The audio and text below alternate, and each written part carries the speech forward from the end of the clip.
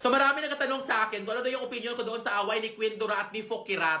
Una, wala po akong pakialam sa kanilang dalawa dahil pareho ko po silang hindi kilala at ayoko mangialam sa buhay na hindi ko ikakayaman. Pero kung meron man akong isang issue sa away nila, nagbigay na naman sila ng rason sa mga tao sa palibot natin na naniniwala na hindi karespe-respeto ang mga bakla. Pinatunayan na naman nila sa mga tao sa palibot natin kung bakit deserve natin ng mga bakla ma-discriminate. Alam nyo yung away na yan, isa yan siya sa napakaraming away ng mga kabaklaan sa social media na isa din sa rason kung bakit hanggang ngayon hindi matupad-tupad ang SOGI Bill. Kailangan natin ang SOGI Bill para saan? Para protektahan ang karapatan natin sa mga sa mga tao sa palibot natin or sa mga kapwa natin bakla. Kailangan natin ang SOGI Bill para protektahan ang karapatan natin. Nakita nyo, di ba? Mga bakla mismo nasisira sa mga karapatan nila. Pinaglalaban natin ng mga bakla na respetuhin tayo ng mga tao sa palibot natin. Tayo nga ng mga bakla, wala tayong matira na kahit na kunting respeto sa kapwa natin bakla. Lahat ng mga sekreto, ng mga panlalaki, ng mga walang kahiyaan, ng mga naga-drugs.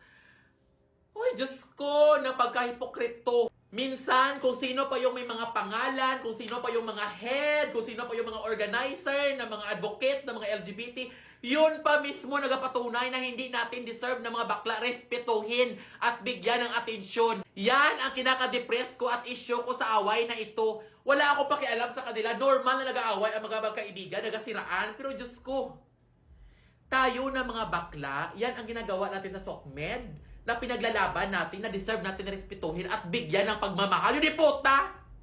Hindi nga natin mabigyan ng kunting pagmamahal ang kapwa natin bakla na nagkasala sa atin. Ang pinapakawalang hiya dito, tingnan nyo ang shared post ng mga head ng LGBT, ng mga organizers, ng mga advocate ng LGBT. Ang mga shared post nila, deserve, kinarma si QD, masama na nga ang ugali ni Fokirat, masama pa ang mga ginagawa. Diyos ko.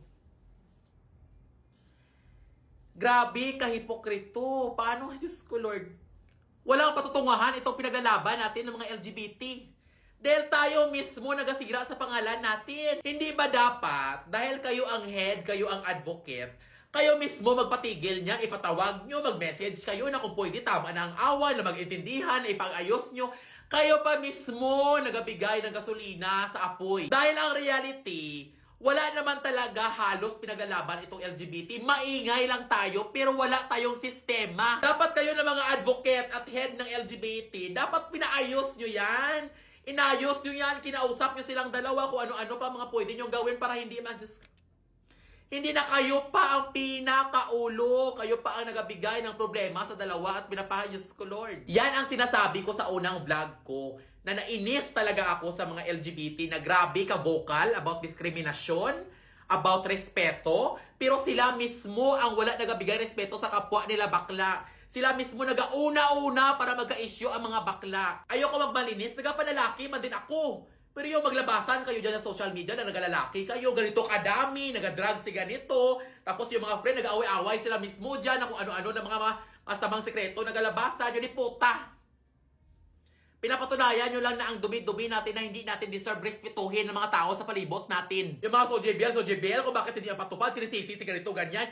Yun ni puta, sihin yung mga sarili nyo. Kailangan nyo protektahan ang karapatan ninyo. Karapatan na ipaglaban ang karapatan nyo sa kapwa nyo bakla. Yun ni puta, mga hanga.